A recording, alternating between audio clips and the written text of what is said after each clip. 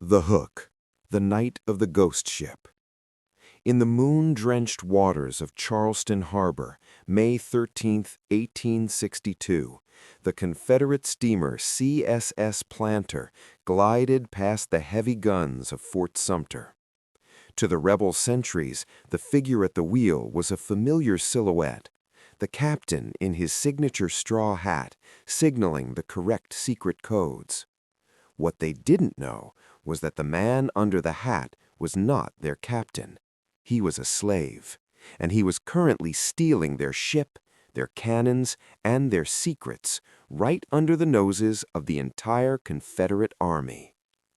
Chapter 1. The Boy from Beaufort. The humid air of Beaufort, South Carolina didn't just hang, it clung to you like a damp wool blanket. Born in 1839 behind a master's house on Prince Street, Robert Smalls didn't know he was a resource. He only knew the taste of the salt marsh and the sight of the grand white pillars of the McKee house where his mother, Lydia, served. Lydia was a woman of quiet, fierce intelligence. She saw the spark in Robert, a restlessness that worried her. In the South, a restless slave was a dead slave. To teach him the gravity of his situation, she did something harrowing. She took him to the slave auctions. She forced him to watch families being torn apart, to hear the rhythmic strike of the gavel that turned human souls into currency. "Look, Robert," she whispered, her hand tight on her shoulder. "This is what they think you are. Never let them be right." By the time Robert was 12, he was sent to Charleston to be rented out. He took to the docks like a gull to the wind. He learned the ropes, literally. He learned the tides of the Ashley and Cooper rivers, the way the sandbars shifted after a storm, and the secret language of the sailors. He wasn't just a laborer, he was becoming a navigator of a world that refused to let him own himself. Chapter 2. The Logic of the Sea. By 1861, the world was on fire. The Great Rebellion had begun, and Charleston was the furnace. Robert was now a wheelman on the CSS Planter, a fast, shallow-draft transport ship. He knew the ship better than the white officers who commanded it. He knew the hiss of the steam, the tension in the hull, and the exact moment the tide turned. The Confederate officers, Captain Relea and his subordinates, were comfortable. They viewed Robert as part of the machinery. They spoke of troop movements, mine locations, then called torpedoes, and harbor defenses right in front of him. To them, Robert was a piece of furniture with ears. To Robert, every word was a piece of a puzzle. He met Hannah, a woman whose grace matched his grit. They had children, and with children came the terror Lydia had shown him years ago, the fear that his family could be sold away to pay a debt or settle an estate. The price of their freedom was $800, an impossible fortune. "I won't let them take you," Robert told Hannah one night in the dim light of their cabin. "How?" she asked, her voice trembling. "We are property, Robert." "Property can move," he replied, his eyes fixed on the harbor. "Property can sail." Chapter 3. The Plan. The plan was suicide. If caught, Robert and his crew of 7 other enslaved men would be executed. Their families, whom they planned to smuggle aboard, would be sold to the Deep South. Robert watched the officers. He noticed a pattern. They often grew bored with the strictures of the harbor and would spend nights ashore in Charleston, leaving the ship under the guard of the enslaved crew. "We need a disguise," Robert told his comrades. He had noted that from a distance, in the dark, his stature and gait were similar to Captain Relea's posture. He managed to smuggle the captain's spare straw hat and heavy overcoat into his locker. On the night of May 12, 1862, the officers went ashore. The stars were aligned. The tide was rising. "Now," Robert whispered. Chapter 4. The Gauntlet. At 3 a.m., the planters' engines turned over with a low, guttural growl. They picked up their families at a hidden wharf, women and children shivering in the darkness, hiding under the deckboards. Robert donned the straw hat. He stood at the wheel, his back straight, mimicking the captain's arrogant posture. They had to pass 5 Confederate forts. Each one was a death sentence. First, Castle Pinckney. Robert gave the signal with the steam whistle. 2 long blasts, 1 short. The sentry waved them through. Then came Fort Johnson. Again the signal, again the wave. The crew was sweating, their hands trembling on the coal shovels. Hannah sat in the dark hold, clutching her children, praying so hard her knuckles turned white. Then came the monster, Fort Sumter. The massive stone fortress loomed like a titan in the graying pre-dawn light. This was the most heavily guarded point in the South. If the sentry noticed the crew's skin color, or if Robert missed the beat of the whistle, the fort's heavy cannons would vaporize the planter in seconds. Robert leaned into the wheel. He pulled the whistle cord. Toot, toot, toot. The seconds stretched into hours. A sentry shouted from the wall, "Pass, planter!" As they cleared the range of Sumter's guns, Robert didn't just head for the open sea, he headed straight for the blockading Union fleet. Chapter 5. The White Flag. As the sun broke over the Atlantic, the Union ship USS Onward saw a Confederate steamer charging toward them. "Clear for action," the Union captain shouted. The big guns swung toward the planter. On the deck of the planter, the crew panicked. They were flying the Palmetto flag, the flag of South Carolina. To the north, they were an enemy. "The flag! Drop the flag!" Robert yelled. They didn't have a white flag. Thinking fast, Hannah brought out a white bedsheet she had brought from their home. They hoisted the sheet. The Union guns paused. The planter came alongside. Robert Smalls stepped to the railing, took off the captain's straw hat, and shouted to the Union officers, "Good morning, sir. I've brought you some Confederate guns and a few of your charts." The Union sailors were stunned. A group of enslaved men had just delivered one of the Confederates' most important transport ships, fully loaded with ammunition and the top-secret map of Charleston harbor mines. Chapter 6. The Architect of Lincoln's Change. The arrival of the CSS Planter in the Union-controlled waters of Port Royal wasn't just a military victory, it was a political explosion. In the North, the headlines screamed about the bold black pilot who had outsmarted the Confederacy. But for Robert, the victory was hollow if it didn't lead to a broader liberation. In August 1862, Robert was summoned to Washington, D.C. He swapped his sailor's grease for a tailored frock coat, though he kept the steady, rolling gait of a man used to a shifting deck. He was to meet Secretary of War Edwin Stanton and eventually President Abraham Lincoln. The White House was a hive of frantic energy. At that moment, Lincoln was hesitant.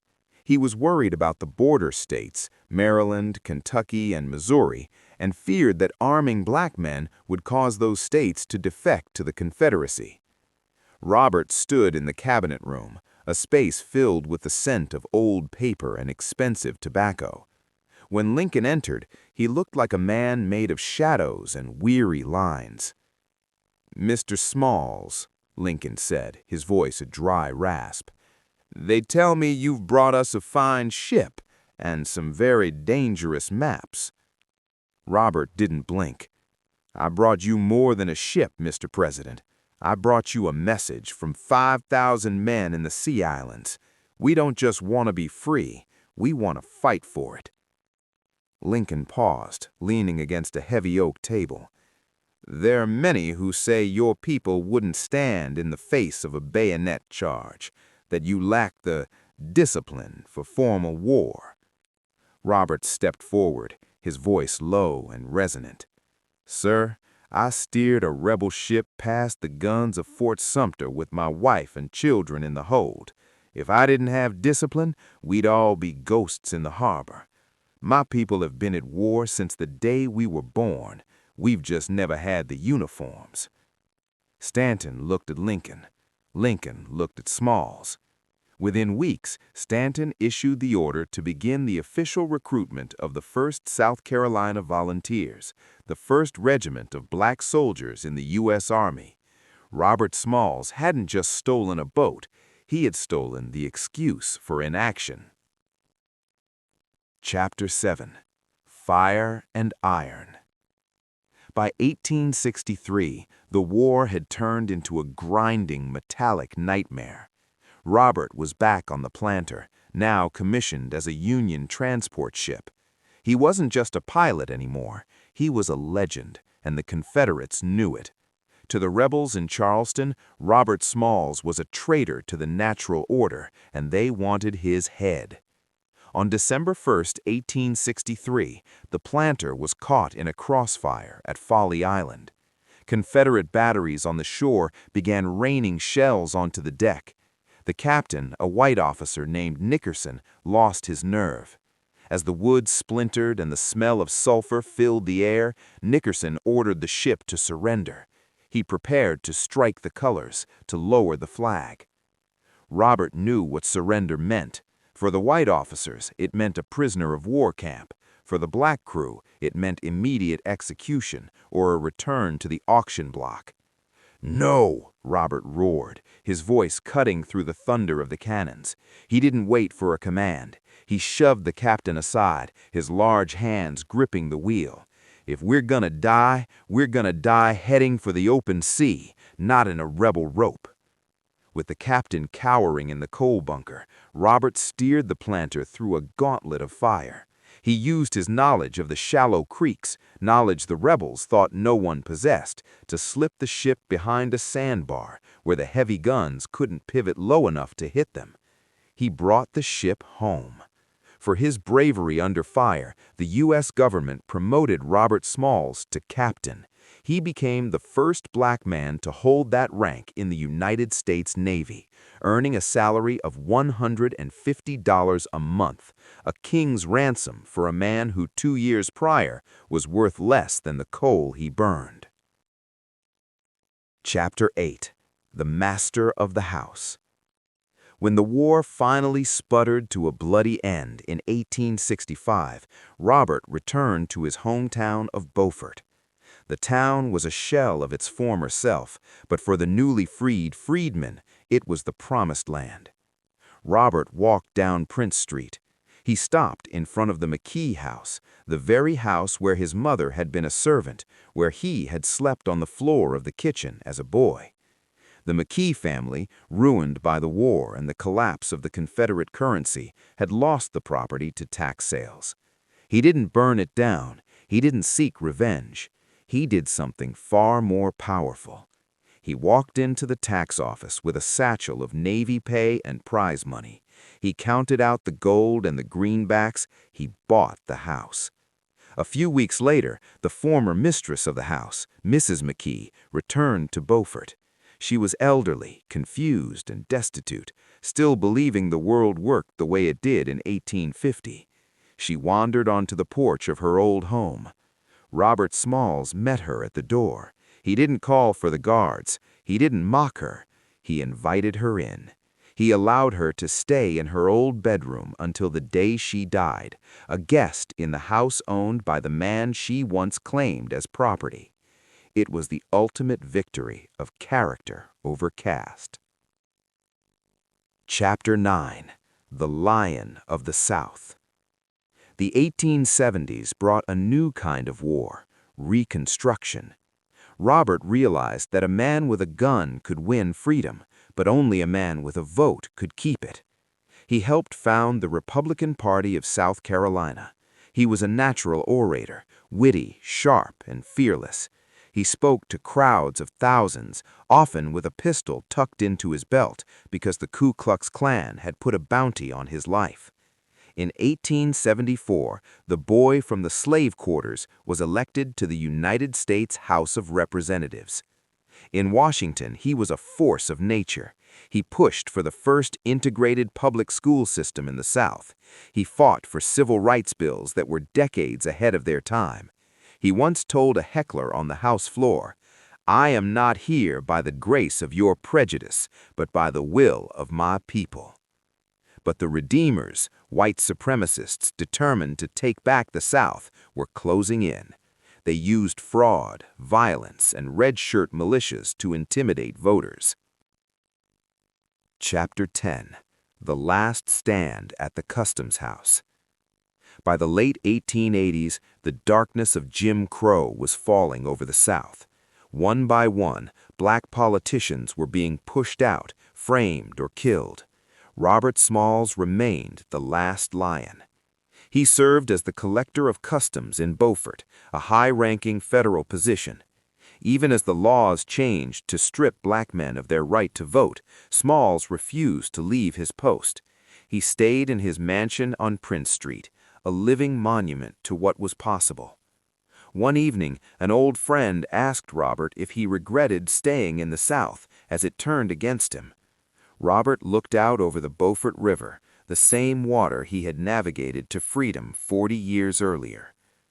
"The stars haven't changed their positions. The tide still comes in, and the tide still goes out. They can change the laws, but they can't change the fact that I steered the ship." Robert Smalls died in 1915, in the same house he was born behind. He died a free man, a wealthy man, and a legend. His headstone in Beaufort bears a quote that still echoes through American history. Chapter 11. The Night of the Red Shirts. The year was 1876, and the humid air of South Carolina felt thick with more than just the scent of jasmine. It smelled of gunpowder. This was the year of the decision, a time when the fragile promise of Reconstruction was beginning to fracture. While Robert Smalls sat in the halls of Congress in Washington, a shadow was falling over his home state. A paramilitary group known as the Red Shirts, the armed wing of the Democratic Party, had begun a campaign of systematic terror. Their goal was simple: redemption. To them, redemption meant stripping the vote from every black man Robert Smalls had helped enfranchise. Robert returned to Beaufort to campaign for re-election. He didn't come in a carriage, he came on a train, and as he stepped onto the platform, he saw them. Hundreds of men on horseback, wearing flaming red flannel shirts, their rifles resting across their saddles.